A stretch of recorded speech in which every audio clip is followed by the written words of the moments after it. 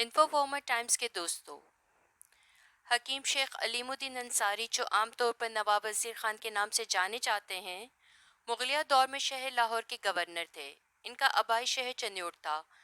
پیشے کے اعتبار سے طبیب ہونے کے ساتھ ساتھ عربی، فارسی اور فلسفہ پر ان کی گہری نظر تھی۔ فن طب کے باعث آپ کی رسائی مغل دربار تک ہوئی، جس سے آپ کو شہرت ملی۔ عہد شاہ جہانی میں دیوان، بیوتات اور نواب وزیر خان جیسے القابات سے نوازا گیا۔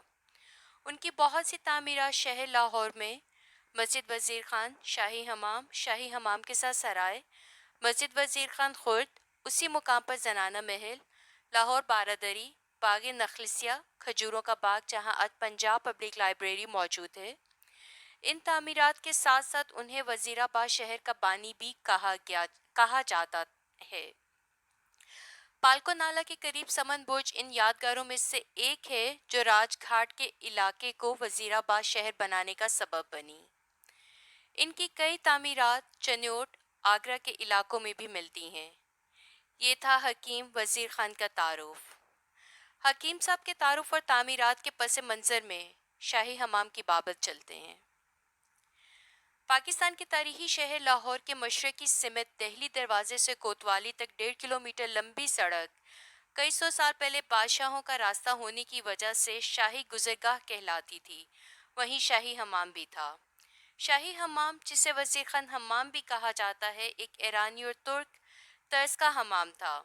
یہ حمام عوام اور خواص، مسافروں اور شہر کے باسیوں کے استعمال میں رہا۔ قریب ہی ایک سرائے بھی بنائی گئی جس کے آثار اب نہیں ملتے۔ یہ لاہور مغل دور کے شاہی حماموں میں سے باقی رہنے والا آخری حمام ہے۔ لاہور کا دہلی دروازہ واحد راستہ تھا جو جی ٹی روڈ سے متصل تھا۔ شاہی خاندان مختلف شہروں کے سفر کے بعد جب دہلی دروازے سے گزر کر شہر لاہور میں داخل ہوتے تو حمام میں غسل کرنے کے ساتھ ساتھ سفر کی تھکان اتارتے۔ پھر حمام کے مغربی دروازہ جو قلعے کی جانب کھلتا ہے، وہاں سے قلعے کی طرف روانہ ہو جاتے۔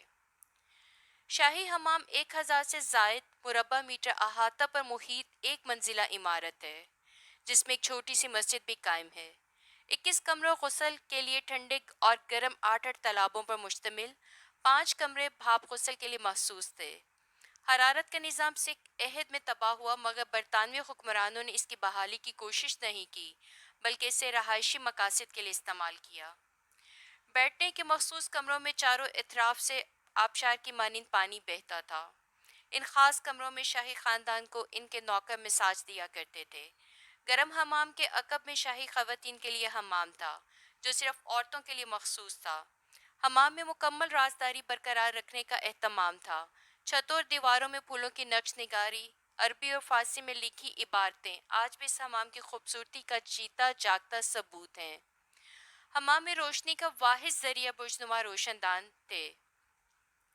مغلیہ سلطنت کے زوال کے بعد لاہور شہر کی بگڑتی اور بدلتی تاریخ میں شاہی حمام گم ہو کر رہ گیا، جس کا مرکزی دروازہ دکانوں نے چھپا رکھا ہے۔ برطانوی دور میں اس پر چونا پھیر دیا گیا۔ بعد میں میونسپل کارپوریشن نے اسے بچوں کے لیے پرائمری اسکول، بچیوں کے لیے دستکاری اسکول، ڈسپنسری اور دیگر دفاتر کے طور پر استعمال کیا۔ حمام کی عمارت کے شمال، جنوب اور مغرب میں دکانیں بن گئیں اور یہ شادی ہال کے طور پر بھی استعمال ہوتا رہا، جس سے شاہی حمام کا تشخص ختم ہو کر رہ گیا۔ 1955 میں شاہی حمام کو ایک ثقافتی اثاثہ کی حیثیت سے بحال کیا گیا۔ 1991 میں دیواروں پر کیے گئے چونے کو مہارت سے ہٹایا گیا تو ان پر بنے نقش و نگار سامنے آ گئے۔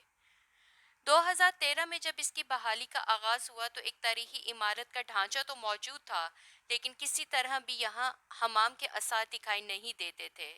تاہم 8 سال قبل شاہی حمام کی بحالی کے منصوبے کا آغاز سینکڑوں سالوں کی غفلت کے مداوع کی ایک کوشش تھی۔ بحالی کے پہلے مرحلے میں تحقیقاتی کھدائی کی گئی، جس میں 8 فٹ نیچے مغلیہ دور کی سڑک اور حمام کا اصل نظام دریافت ہوا۔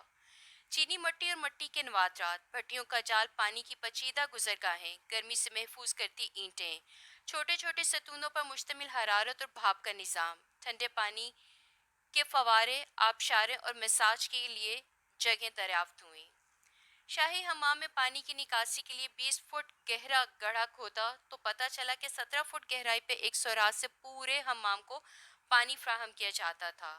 پانی کو 3 انگیٹھیوں پر گرم کیا جاتا تھا اور پانی گرم کرنے کے بعد بھاپ کو ضائع نہیں ہونے دیتے تھے۔ چمنی عمارت کی دوسری جانب تھی۔ بھاپ کو سرنگوں کے ذریعے عمارت کے نیچے سے گزارا جاتا تھا، جس سے حمام ہر وقت گرم رہتا تھا۔ ٹھنڈا اور گرم پانی ایک ہی جگہ سے لیا جاتا تھا اور تمام کمروں کا نکاس بھی ایک ہی پائپ کے ذریعے کیا جاتا تھا۔ اس تاریخی حمام کے گرد تجاوزات کی بھرمار سے حمام کی پرشکوہ اور شاندار عمارت اور اس میں پانی کا نظام ترسیل دیکھ کر عمارت کا استعمال اور بنانے والوں کے ذوق و شوق کا اندازہ لگایا جا سکتا ہے۔ عمارت کی حالت اب ایسی ہے کہ حمام کو نہانے کے لیے تو دوبارہ استعمال نہیں کیا جا سکتا، تاہم سیاحت کے فروغ اور تاریخ میں دلچسپی رکھنے والے لوگوں کے لیے کھول دی گئی ہے۔